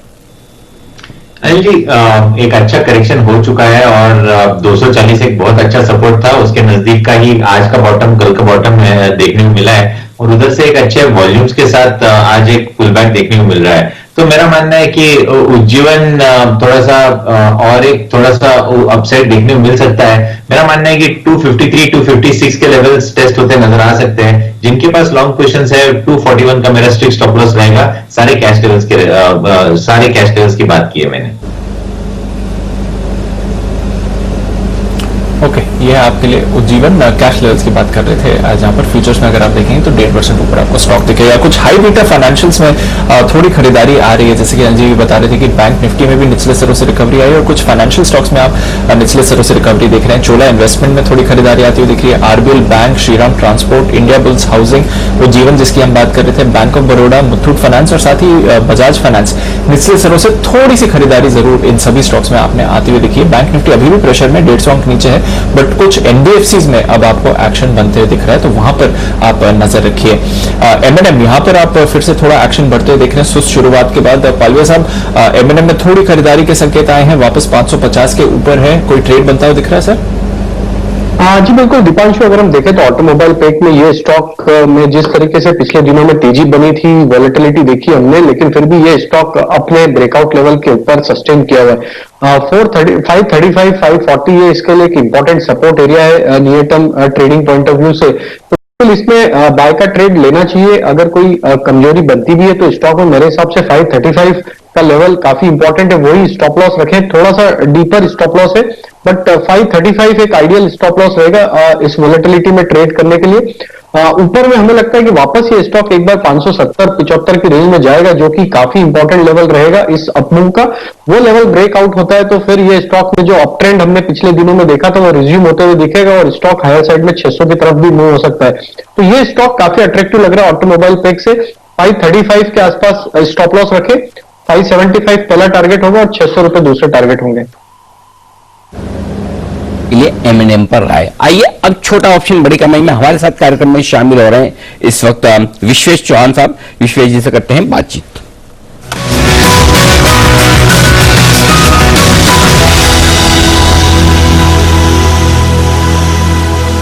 विश्वेश जी गुड मॉर्निंग। आपकी बैंक निफ्टी का put option in the money वाला खरीदने की जो राय थी वो तो एकदम परफेक्ट है। पहले तो एक बार अपडेट दें आप उसके, और उसके बाद आपसे नए कॉल्स पर बात करते हैं जी। कल रिकमेंड किया था 300 रुपए के आसपास और आज ऑलमोस्ट 575 हो गया। 600 का हमारा टारगेट था, अभी भी 400 के आसपास चल रहा है। मुझे लग रहा है कि 21,000 जो सपोर्ट है वो शायद होल्ड करे आज के दिन में, क्योंकि अभी मैं ओआई की डेटा जो चेक कर रहा हूँ तो मुझे इतना समझ में आ रहा है कि आज के दिन में फ्रेश एडिशन जो हुआ है वो 22,021,500 के कॉल में हुआ है। तो मतलब 7 लाख शेयर 21,500 के कॉल में जुड़े हैं और 7 लाख शेयर 22,000 में जुड़े हैं कॉल में, और नीचे पुट में 20,800 के पुट में 4 लाख शेयर जुड़े हैं। तो मुझे लगता है कि बैंक निफ्टी का बायस वीक है, बट निफ्टी में थोड़ा सा पॉजिटिव मोमेंटम एक्सपेक्ट कर सकते हैं। तो मेरी जो आज की जो स्ट्रैटेजी होगी वो निफ्टी की होगी। और जो 21,600 का हमने कल पुट रिकमेंड किया था, मेरे ख्याल से दर्शकों ने बुक कर दिया होगा। 575 का हाई है, तो 25 रुपए से टारगेट रह गया था। 20-25 रुपए तो उतना तो थोड़ा सा अपना भी व्यू लेना पड़ता है। ये बताइए अब आज क्या करना चाहिए? ऐसा लग रहा है अनिल जी कि एक्सपायरी जो है वो 21,600 के ऊपर हो सकती है, सो अगर 21,600 के ऊपर एक्सपायरी है तो ऊपर में कितना जा सकता है? तो मुझे लगता है 21,600 मैं बोल रहा हूँ, 10,600 के ऊपर रह सकती है एक्सपायरी। तो मुझे लग रहा है 10,700 10,600 के बीच में एक्सपायरी रहेगी। तो मैं बस डेटा ही चेक कर रहा था निफ्टी का, तो आज अगर आप देखेंगे तो फ्रेश 26 लाख शेयर ऐड हुए हैं 10,700 के कॉल में, 26 लाख शेयर ऐड हुए हैं 10,800 के कॉल में, और पुट में ऑलमोस्ट 22 लाख शेयर ऐड हुए हैं वो 10,500 के पुट में है। तो बहुत अच्छी स्ट्रैटेजी बन सकती है अनिल जी, अगर आप थोड़ा सा अलाउ करें मुझे एक्सप्लेन करने का जी। तो ये होगी अनिल जी कि 10,600 का एक कॉल ऑप्शन खरीदिए। 10,600 का जो कॉल ऑप्शन है वो करीबन 60 रुपए के आसपास मिल रहा है अभी फिलहाल के लिए, और उसके सामने आप 10,600 का कॉल एक खरीद रहे हैं तो आपकी 60 रुपए की लागत आ रही है, और आप 10,700 के 2 कॉल ऑप्शन बेच दीजिए तो आपको 30 रुपए मिल जाएंगे। तो आपकी जो नेट लागत है वो समझ रहा हूँ 10,600 से 30 रुपए के आसपास होगी। तो आपका जो ब्रेक इवन है वो 10,630 हो जाएगा। तो 10,630 के ऊपर एक्सपायरी आती है तो आपको कोई नुकसान नहीं होगा, और ये अगर नीचे कहीं भी आता है आपको 30 रुपए का ही नुकसान होगा। लेकिन अगर ये एक्सपायरी 10,700 के पास आती है तो आपने जो 30 रुपए में चीज बनाई है उसकी वैल्यू एटलीस्ट 100 रुपीज के आसपास हो सकती है। तो मुझे लगता है कि 1:3 का रिस्क रिवॉर्ड है, एक्सपायरी है, और नेकेट करने से बेटर है 1:2 10,600 10,700 का कॉल स्प्रेड करना चाहिए। मुझे लगता है कि 30 रुपए का जो स्प्रेड है वो एटलीस्ट 80 से 90 रुपए हो जाएगा, बिकॉज टूवर्ड्स डे प्रोग्रेसिव हम शायद 10,700 की ओर जा सकते हैं। ओके, तो आप ये कह रहे हैं कि 10,600 का एक कॉल ऑप्शन खरीदना है, राइट?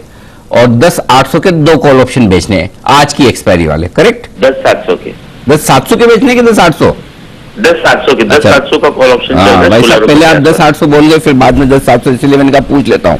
चलिए 10,700 के 2 बेच रहे हैं तो 10,630 की आपकी एक तरह से कॉस्ट होगी। 30 रुपए के आसपास की कॉस्ट आएगी ये बनाने में आपको, एक लॉट खरीदने में 2 बेचने में, तो नेट आपके 30 रुपए लगेंगे। तो मैक्सिमम लॉस आपका 30 रुपए का हो गया अगर 10,800 तक एक्सपायरी होती है, राइट? अनलिमिटेड लॉस कब शुरू होगा सर? सर देखिए, आपने 1:2 स्प्रेड बनाया है, तो आपको ये समझना है कि अगर 10,800 की एक्सपायरी आती है तो 10,600 के भाव 10,600 के कॉल का भाव 200 रुपए होगा, और 10,700 के कॉल का भाव 100 रुपए होगा। आपने एक लेके 2 बेचा है तो नेट स्प्रेड 0 हो जाएगा। तो उस स्प्रेड में 10,800 के ऊपर ही आपको नुकसान है सर। ओके, नुकसान 10,800 के ऊपर है। 10,800 के ऊपर तो एक्सपायरी क्या ही होनी है, और 10,700 के आसपास आ गया तो 30 रुपए का दाम आपके लिए बढ़ जाएगा। स्प्रेड 100 रुपए तक 90 रुपए तक हो जाए तो दिन के दौरान आप प्रॉफिट बुक कर ले। ये विश्वेश जी की राय। विश्वेश जी, ये तो हो गया पहला ऑप्शन, और भी कोई दूसरा है सर? दूसरा सर, मुझे लग रहा है कि स्टॉक्स में थोड़ी सी मूवमेंट है, लेकिन आज के दिन में बैंक निफ्टी ने बहुत अच्छा सपोर्ट लिया 21,000 के आसपास। अगर वो होल्ड करता है तो मेरे हिसाब से फाइनेंशियल्स में थोड़ा सा हम इंटरेस्ट ले सकते हैं। फाइनेंशियल में मुझे लगा है कि मुथूट फाइनेंस पे थोड़ा सा व्यू रखना चाहिए। मुथूट फाइनेंस काफी टाइम से एक रेंज में, मैंने एक बार रिकमेंड भी किया था अनिल जी, और मुझे लगा है कि वो मेरा स्टॉप लॉस ट्रिगर हो गया था, लेकिन आज के दिन में वापस वो 1070 का जो अल्टीमेट लेवल लेवल है वहां पे सपोर्ट ले रहा है। तो मुझे ऐसा लग रहा है कि 1100 का मुथूट फाइनेंस का कॉल ऑप्शन ये खरीदना चाहिए। हिसाब से स्टॉक में मूवमेंट है, मुझे ऐसा लग रहा है कि मुथूट फाइनेंस के अंदर में यहाँ से हम आने वाले दिनों में पोजिशनली मैं कह रहा हूँ बहुत बड़ी मूवमेंट देख सकते हैं। तो 1100 का कॉल ऑप्शन 54 के आसपास चल रहा है मुथूट फाइनेंस का। मुझे लग रहा है कि यहाँ पे आप स्टॉप लॉस 1070 का फ्यूचर में मेंटेन करिए, और अगर ब्रेकआउट आता है तो ये 1180 1190 तक भी जा सकता है। तो उस सूरत में ये ऑप्शन डबल हो सकता है, लेकिन आप क्वांटिटी उतनी बाय करें। मेरे ख्याल से 750 का लॉट साइज है, तो अगर आप एक लॉट बाय कर दो 35,000 का कुछ प्रीमियम होता है, और 1070 का अगर आप स्टॉप लॉस मेंटेन करते हो 30 रुपए का, तो मुझे लगता है कि यहाँ से एटलीस्ट कमाने के लिए 80 से 90 रुपए है फ्यूचर में। तो उस लिहाज से इस ऑप्शन का भाव डबल होना चाहिए। तो मैंने एक बार रिकमेंड किया था और स्टॉप लॉस हो गया था, फिर भी मैं रिकमेंड कर रहा हूँ वापस, क्योंकि मुझे थोड़ा सा कॉन्फिडेंस है कि जिस लेवल से ये घूम रहा है इसमें स्ट्रेंथ है। तो मुथूट फाइनेंस का 1100 का कॉल बाय करना है, स्टॉप लॉस रखना है 1070 फ्यूचर के ऊपर, और टारगेट मेरा 1180 1190 है फ्यूचर में। तो उस सूरत में 90 से 100 रुपए हो सकता है ये ऑप्शन। ये अभी 1105 के आसपास चल रहा है कॉल ऑप्शन कितने में मिल रहा है ये तो बताओ आप? 1100 वाला 55 रुपीज के 55 रुपए में, ठीक है। तो 55 रुपए में लेना है। स्टॉप लॉस जो लगाना है वो फ्यूचर्स के लगे, 1070 के नीचे फ्यूचर ट्रेड करना शुरू करें, निकल जाइए। 1180 1190 के आसपास फ्यूचर आए, जो भी भाव उस समय कॉल ऑप्शन का प्रॉफिट बुक कर लीजिए। सिंपल, इतनी सी बात है। ये आपके लिए विशेष जी की तरफ से। विशेष जी शुक्रिया आपका, ये दो बेहतरीन स्ट्रेटेजीज हमारे दर्शकों को देने के लिए। तो आपसे थोड़ी देर में तो कैसे होगी, क्लोजिंग वाले शो में फिर से होगी मुलाकात, और तब तक के लिए शुक्रिया आपका। आइए सुमित जी तैयार है अपने सैटेलाइट के साथ। आज का पहला सैटेलाइट निफ्टी ऊपर आया है, बैंक निफ्टी ऊपर आया है, और सैटेलाइट ऊपर जाने वाला है।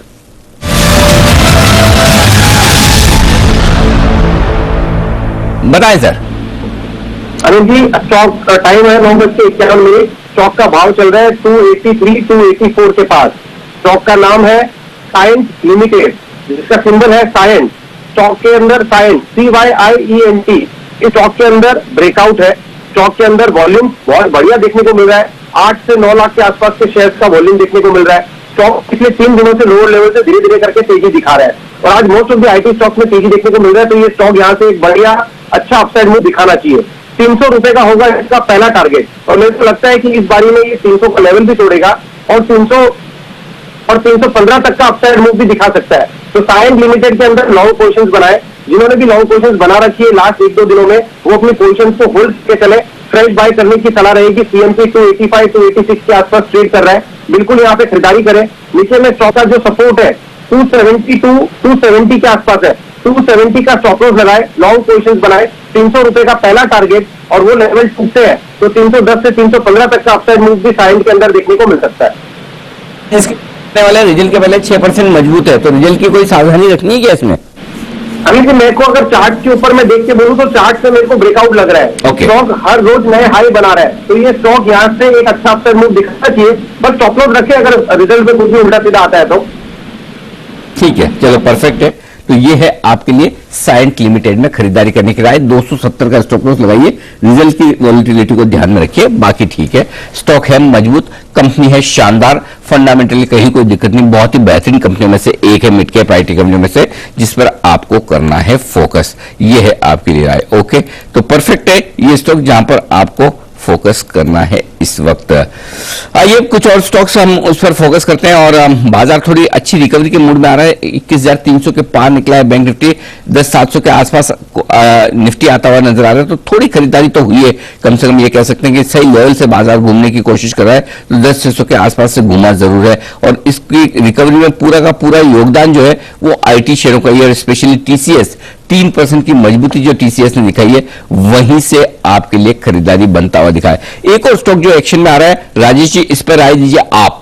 अपोलो हॉस्पिटल 1% मजबूत है, 1475 के आसपास। क्या रेंज दिख रही है इसके लिए आज? और मैं सवाल इसलिए पूछ रहा हूं कि वायदा कारोबार में ओपन इंटरेस्ट 10% बढ़ा है, फ्लैट खुला, नीचे गिरा, ऊपर आया है, क्या करें? जी अनिल जी, सेटअप के हिसाब से बिल्कुल बाय करके चलना चाहिए। स्टॉक में एक अच्छा कंसोलिडेशन का ब्रेकआउट हुआ है वीकली चार्ट पे। करीब अगर हम देखें तो 8-10 वीक का एक कंसोलिडेशन का रेंज इसने ब्रेकआउट किया, और उसके ऊपर अभी जिस तरीके से इसमें बाइंग एक्शन बनी है, बिल्कुल इसको बाय करके चलना चाहिए। 1455 ये स्टॉप लॉस रखें। और ऊपर में हमें लग रहा है इसमें 1515 पहला टारगेट होना चाहिए और 1535 ये दूसरा टारगेट के लिए ये स्टॉक को बिल्कुल बाय किया जा सकता है 1455 के स्टॉप लॉस से। ये है आपके लिए अपोलो हॉस्पिटल पर रहा है। आइए अगला बिगुल है कुणाल जी और राकेश जी के लिए चार्ट कॉर्नर का।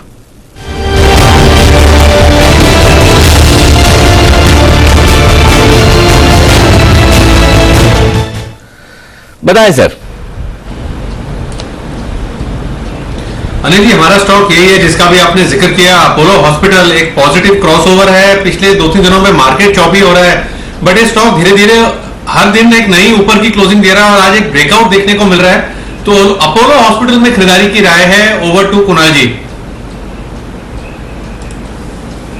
अनिल जी देखिए, जो दो चीजें इस स्टॉक के लिए बहुत इंटरेस्टिंग है, एक तो देखिए इसके डेली चार्ट पर एक असेंडिंग ट्रायंगल पैटर्न बना है जिसका ब्रेकआउट आज आते हुए दिख रहा है, तो स्ट्रक्चर काफी स्ट्रांग है। और दूसरी चीज अनिल जी, इसमें वॉल्यूम एडिशन एफ&ओ में बहुत अच्छा हुआ है, तो बहुत संभावना है कि आपको स्टॉक में और ऊपर के लेवल्स देखने को मिलेंगे।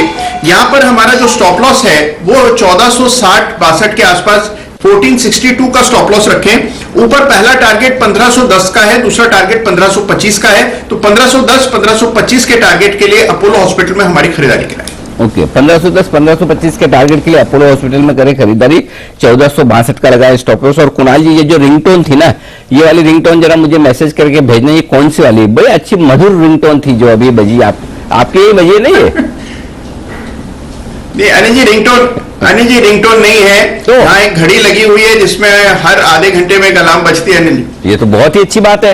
रिंगटोन में तो खाली आप मैसेज लिखते हैं। अनिल जी वो लगी रिंगटोन में तो आप खाली मैसेज लिख के भेजते कि ये रिंगटोन है, आप भी डाउनलोड कर लीजिए। घड़ी बज रही है, अब तो आप समझ ही गए होंगे। भेजेंगे क्या? कुणाल जी, घड़ी भेजनी है, ध्यान रखना है, यही वाली जी। जल्दी आपको घड़ी प्राप्त होगी। वाह, उस घड़ी का मुझे इंतजार रहेगा जिस घड़ी मुझे ये घड़ी प्राप्त होगी। तो कुणाल जी की तरफ से घड़ी आती है, दिख रही गिफ्ट में। बहुत सारे जो गिफ्ट इकट्ठे हुए जा रहे हैं, बहुत सारे कुणाल जी को, उसमें से एक और जोड़ देता हूँ। आए नहीं आए, देखो खुशी इसी बात में मना लेनी चाहिए, कभी तो आएंगे, तो कभी तो कुणाल जी के गिफ्ट पहुंचेंगे। लॉकडाउन भी खुलेगा, सब कुछ होगा, चिंता न करें। आइए करते हैं 10 की कमाई की शुरुआत अब बिगुल के साथ।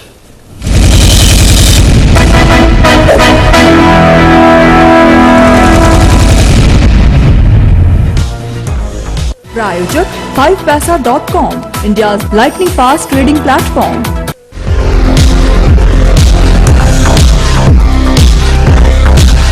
आइए कमोडिटी बाजार का अपडेट देख लें और पहले दीप के पास चलते हैं, समझ लेते हैं वहां क्या एक्शन चल रहा है और साथ ही कुछ बेहतरीन कॉल्स भी। दीप बताइए।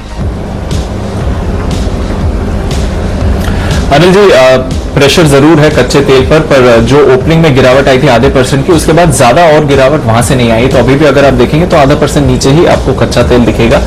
3080 के आसपास ट्रेड होता हुआ दिख रहा है। सिल्वर में थोड़ी सुस्त शुरुआत हुई थी, उसके बाद हल्की सी खरीदारी आई, बट ज्यादा मूवमेंट नहीं है, एकदम सपाट है 53,100 के ऊपर। नेचुरल गैस आधा % से ज्यादा ऊपर है। गोल्ड एकदम सपाट ट्रेड कर रहा है। बेस मेटल्स यहाँ पर आज ज्यादा गिरावट देख रहे हैं। तो निकल की बात करेंगे तो लगभग 1% नीचे है। कॉपर, जिंक, लेड, एल्यूमिनियम, यहाँ पर अगर आप देखेंगे तो लगभग आधे % की गिरावट आ रही है। तो बेस मेटल्स कमजोर लग रहे हैं, प्रेशियस मेटल्स एकदम सपाट हैं और क्रूड में थोड़ी सी गिरावट आपको आती हुई दिख रही है। जिस तरह से ओपेक ने उत्पाद कटौती को कम करने का निर्णय लिया है, वहां से थोड़ा प्रेशर आया है, बट अमेरिकी भंडार गिरने से निचले स्तरों पर सहारा भी मिला है कच्चे तेल को। आज हमारे पास स्ट्रैटेजीज हैं ट्रेडेबल सिक्योरिटीज की तरफ से। यहां पर उनकी राय है कि गोल्ड पर आप खरीदारी करके चलिए। 49,120 के लेवल्स पर खरीदे। अगस्त कॉन्ट्रैक्ट है ये गोल्ड का जिस पर आपको खरीदारी करनी है। टारगेट आपका रहेगा 49,250 का और स्टॉप लॉस आप रखेंगे 49,030 का। क्रूड की बात करें तो यहां पर भी जुलाई कॉन्ट्रैक्ट पर खरीदारी की राय है। 3065 के लेवल्स के आसपास आप खरीदारी करिए तो करंट लेवल्स के आसपास आप खरीदारी कर सकते हैं। 3100 का आपका टारगेट होना चाहिए और स्टॉप लॉस आपका होगा 3030 का। कॉपर में देखें तो यहां पर भी आप आज की जो डिप है उस पर उसका फायदा उठाकर खरीदारी कर सकते हैं। जुलाई कॉन्ट्रैक्ट खरीदिए कॉपर का 493 के लेवल्स पर। 497 का आपका टारगेट होना चाहिए और स्टॉप लॉस आपका होगा 490.50 का।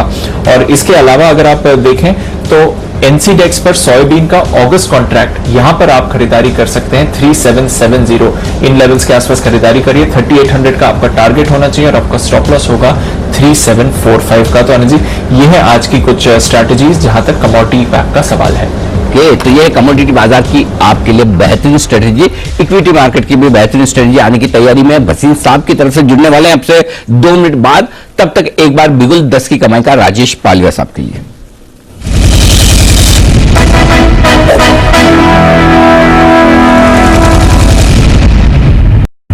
राजेश जी बताएं सर, आपका स्टॉक 10 की कमाई का इन्वेस्टमेंट के लिहाज से। सो अनिल जी, 10 की कमाई में जो स्टॉक होगा वो होगा अल्केम लैब। ये स्टॉक में अगर हम देखें सेटअप, तो वीकली सेटअप के हिसाब से इसमें स्टॉक में एक डाउन स्लोपिंग ट्रेंड लाइन का ब्रेकआउट हुआ है। लास्ट 2 वीक से ये स्टॉक सस्टेन कर रहा है उस ब्रेकआउट को। अगर हम डेली सेटअप के हिसाब से देखें तो इसमें मूविंग एवरेजेस के क्रॉसओवर देखने को मिले। सो और जिस तरीके से इसमें राउंडिंग बॉटम फॉर्मेशन इमर्ज होते हुए दिख रहा है स्टॉक में डेली चार्ट में, ये स्टॉक एक बड़ी तेजी के लिए तैयार हो रहा है। तो 2545 के आसपास ये ट्रेड कर रहा है अभी। तो 2545 से लेके अगर 2510 ये एक रेंज में इसको एक्यूमुलेट करना चाहिए। करंट लेवल से जो स्टॉप लॉस रखेंगे इस अल्केम लैब का यहां से, वो आएगा करीब 2465 के आसपास। हमें इसमें जो टारगेट देखने को लगते हैं वो करीब 2650 से लेके 2700 तक के टारगेट इसमें शॉर्ट टर्म इन्वेस्टमेंट के हिसाब से इसमें देखने को मिलेंगे। तो अल्केम लैब यहां पे बाय करने की सलाह रहेगी 10 की कमाई में। 10 की कमाई का यह है बेहतरीन स्टॉक जहां पर आपके लिए तेजी करने की राय है इन्वेस्टमेंट के लिहाज से। अल्केम लैब, मुझे याद है सचिन जी ने भी इसको पसंद किया था, सचिदानंद टेकर, वो भी ये कह रहे थे कि अल्केम लैब उन्होंने 2 बार रिकमेंड किया और बेहतरीन स्टॉक है, अच्छी कंपनी है, यहां पर आप कर सकते हैं निवेश। आइए अब भसीन साहब हमारे साथ हो चुके हैं कार्यक्रम में शामिल, बिगुल के साथ करते हैं उनका स्वागत।